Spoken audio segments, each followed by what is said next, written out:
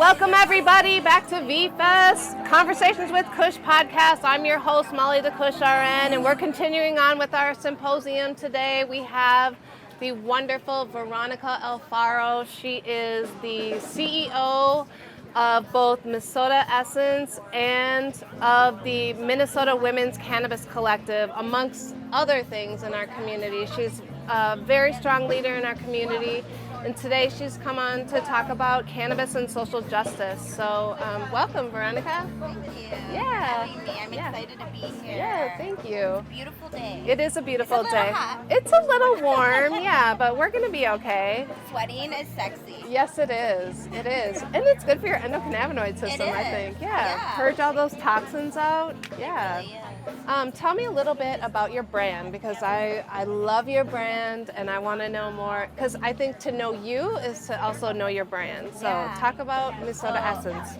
Minnesota Essence is a Latina-owned cannabis company here in the state on the legal side of things, I should say. 'Cause we are the first, but we're not the first, right? There's been many people before us.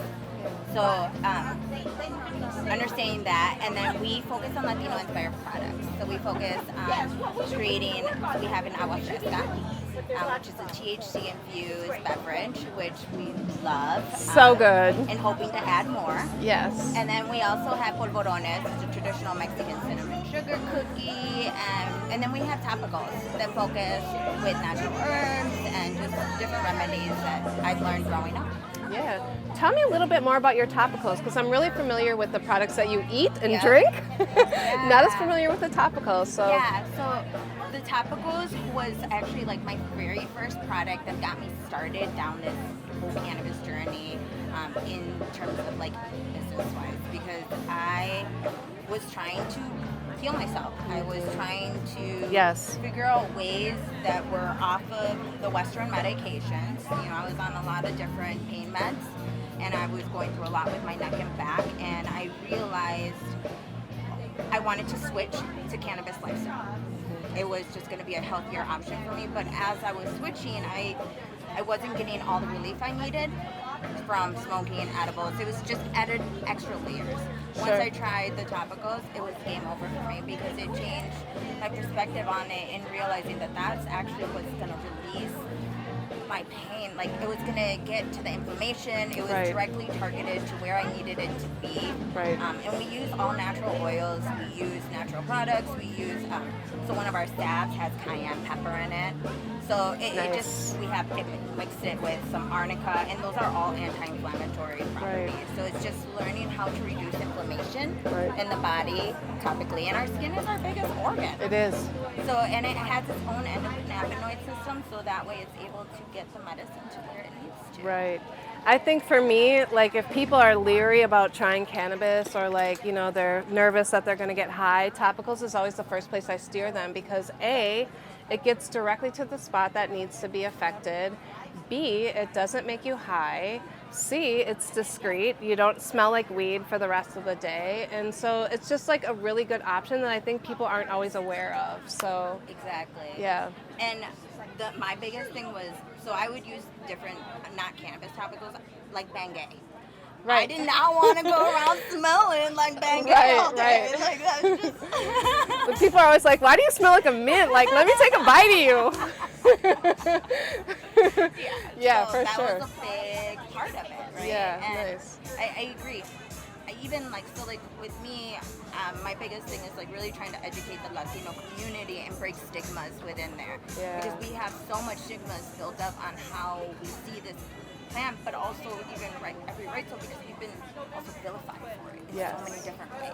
100%. And policed in so many different ways, Yeah. right? So like, how do we help change that mindset that has been like embedded into us, Yeah. especially our parents, Yes. our older generations? It's easier with the younger generations, but the older generations, it's a little harder. How do we do that? Topicals. Okay. Topicals. Perfect. And agua fresca and polvorones, right? Appealing to what what they normally, the flavors that they like, but topicals has been the biggest thing. Yeah, for sure. It's less scary, it's less invasive. Yep. And it really has a changed effect Yeah. on the body that you Yes. can feel. 100%. So, yeah. Let's dive into a little bit about cannabis and social justice, because I think this is a really important topic that doesn't get talked about a lot. I know you personally have been very affected and touched by some of the things that you've seen around cannabis and how it's affected people in your community. If you could piece that out a little bit for us. Yeah. So I think the real big thing is understanding how the historical context on it, how Black and brown communities have been vilified, have been persecuted at a higher rate, Right. than other communities, which Right. has really changed how people see it, right? And that has changed how people live their lives. If you are persecuted or convicted of any kind of cannabis charge, you could no longer go to college, depending on where you were in life. You could know, like, that affects your public housing, that, or even where you live, Right. how to even get housing. Right. It affects getting a job, your basic needs. It affects Right. everything, and so you're pushed into this almost a vicious cycle, because once you get there, how can you actually be a part of society? Right. Right? So 100%. like, those are big. That comes from the war on drugs. Yes. You know, and it has really affected our community. Fast forward to legalization, where we're trying to rectify that, but are we all the way? Are we really doing the job that we're supposed to be doing? In terms of right now, I think it is less than 10% of equity state is Black and brown. Gotcha. In cannabis. In cannabis. Right. Which is a very small number. Very small Very, number. very small. And Right. in terms of, like, even in the Black community, we have less than 2%. 2% ownership. Yeah. You think about this billion-dollar industry coming online, right? And you think about the people that have been affected by the war on drugs. And aren't we supposed to be using this billion-dollar industry to prop those people up and to help people that have been, families torn apart, people put in prison, people killed, like so many things, right? People deported. Deported, yeah. People deported. We don't even talk about those. Those numbers aren't, Right. Right, that too. People are just out here trying to use their medicine or, sustain their lifestyle, and here they are being vilified, like you said, for that. What are some of the ways that we can help with this type of advocacy then? Speaking up, in terms, even just speaking your own truth. Knowing, speaking up is the biggest thing, I think, especially for people who can't speak up too. So, and I wish you would think we would have more and more. We do, but we still need more. Yeah. Every voice matters. Yeah. Every voice matters.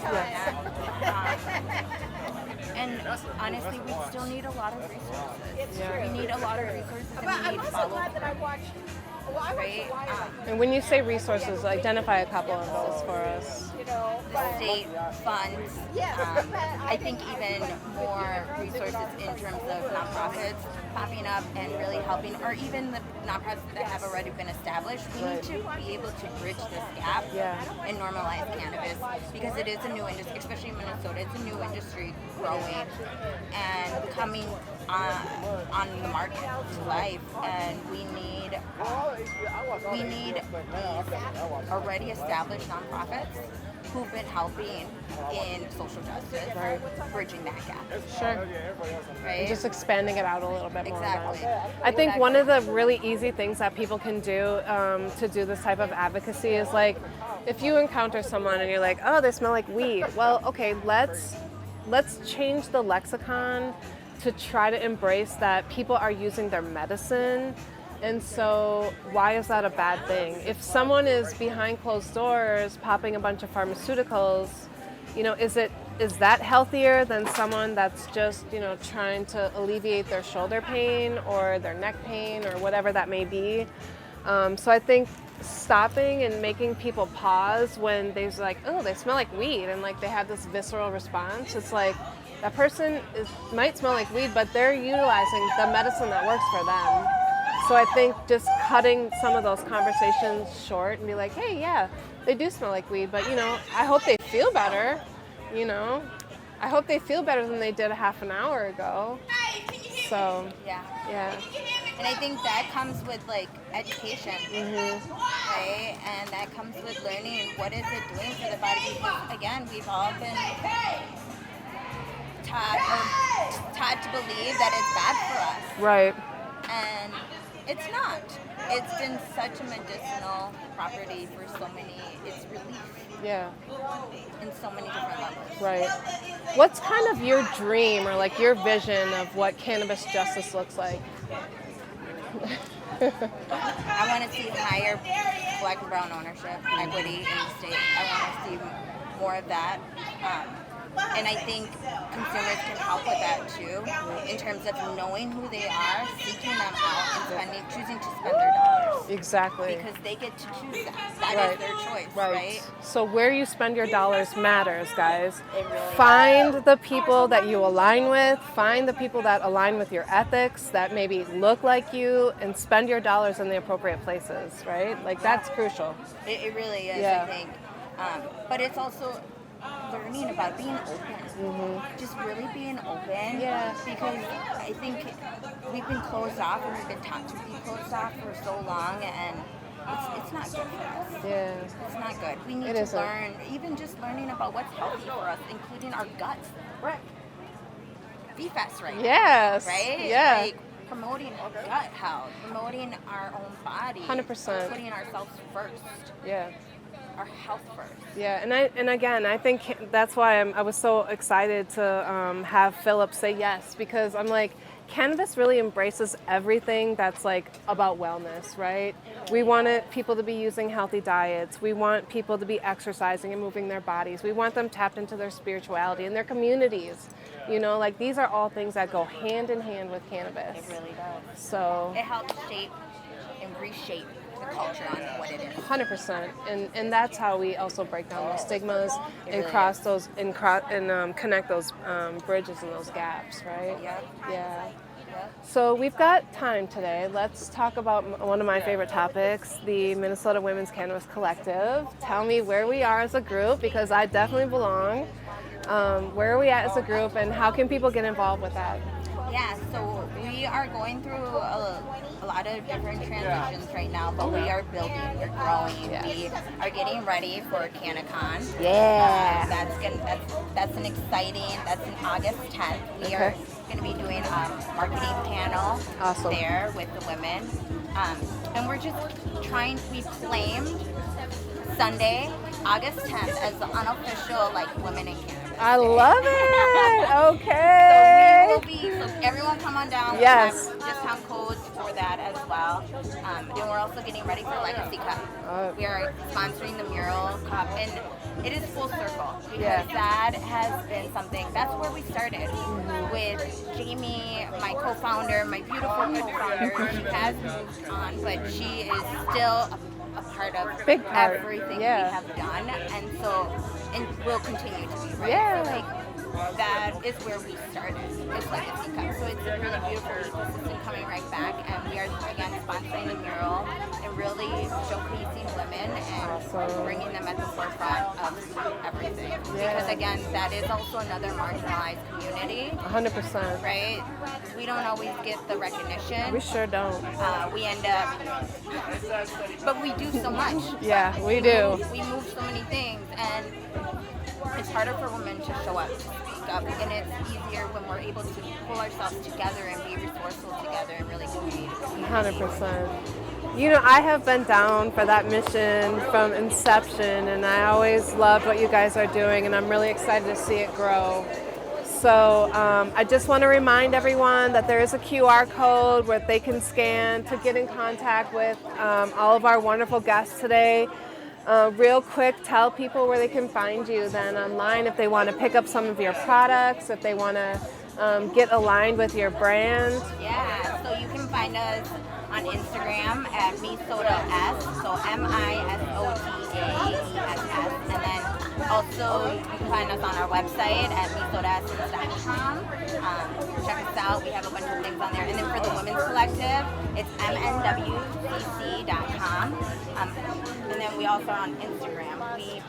We just posted Instagram's more where we're posting what we're doing in our events, upcoming events. We also have